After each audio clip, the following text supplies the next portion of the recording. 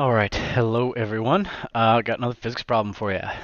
So this one, Elon Musk is launching a rocket, and what we have is we have the position of this rocket at all times, x, y, and z coordinates. Therefore, we can get the velocity by taking a derivative. We can get the acceleration vector by taking another derivative. And then what we want to do eventually is we want to find the angle between um, these acceleration and velocity vectors at different times. So starting off, we're told we have the position of this rocket as a function of time, and it equals 4.2t, negative 2.1t, comma, 12t squared. So it looks like it's moving east and south and straight up with a position that is climbing quickly. Your z coordinate will get big very fast. So I can get my position vector as function, or my velocity vector, by taking a derivative. We take the derivative of each term one at a time.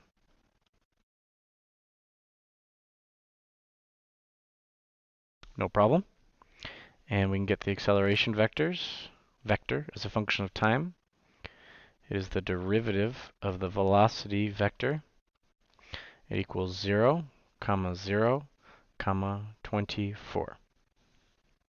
So the first part of the problem is done. We found the velocity and acceleration vectors. So what is in the next part says, what is the angle between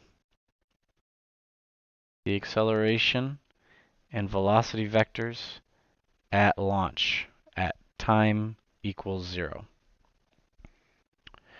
Well, my velocity vector at time equals 0 equals 4.2, negative 2.1, 0. Just plugging in 0 up here.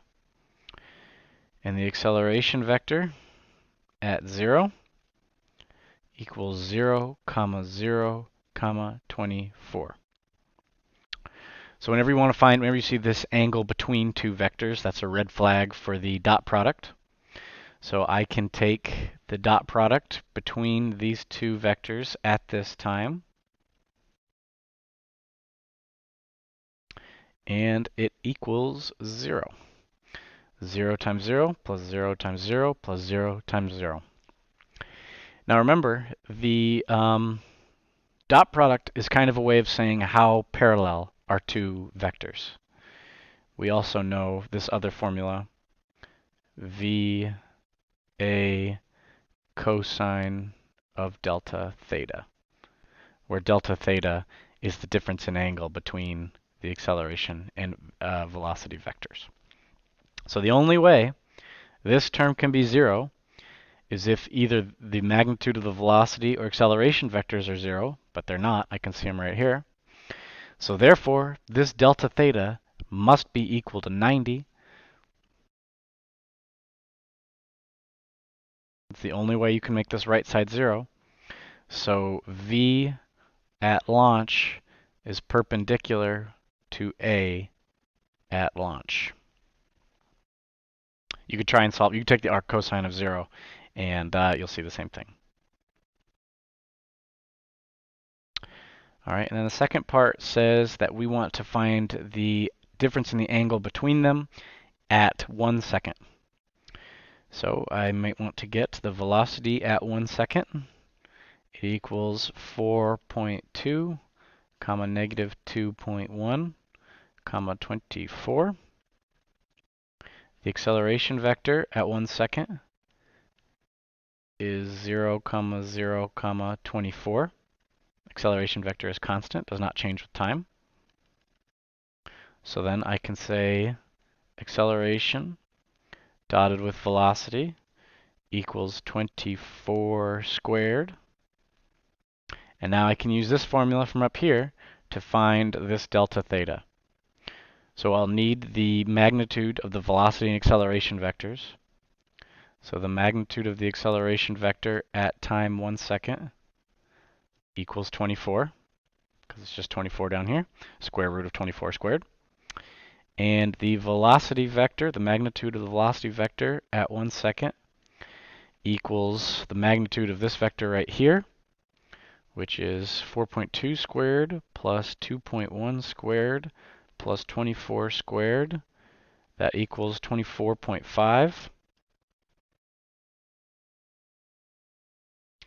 So then I can say that the cosine, well, might as well just jump right in. Delta theta equals the cosine inverse of 24 squared divided by 24 times 24.5. So this will get me 24 squared divided by 24 divided by 24.5 equals that. Take the arc cosine of that answer, and I get that delta theta must be 11.6 degrees. So we found that the difference between these two at time equals 1 was 12 degrees. And at launch, they were totally perpendicular. And we found our acceleration and velocity vectors, of course, as a function of time. Okay? And that is your answer.